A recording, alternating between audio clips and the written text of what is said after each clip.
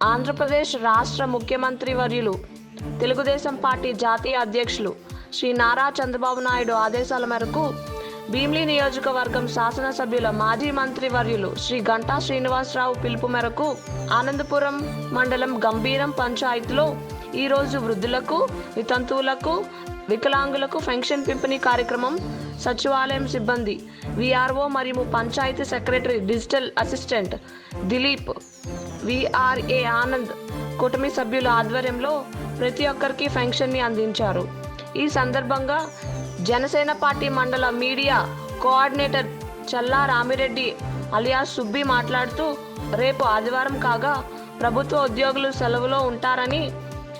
ప్రియతమ ముఖ్యమంత్రి ముందుగానే గ్రహించి ఒక్కరోజు ముందు పెన్షన్లు అందించడంపై హర్షం వ్యక్తం పరుస్తున్నారని, అదేవిధంగా మా కూటమి ప్రభుత్వంలో అర్హతులైన ప్రతి ఒక్కరికి పెన్షన్లు అందించే విధంగా ముందు మరెన్నో కార్యక్రమాలు చేపడతామని ఈ సభాముఖ్యంగా తెలియజేశారు.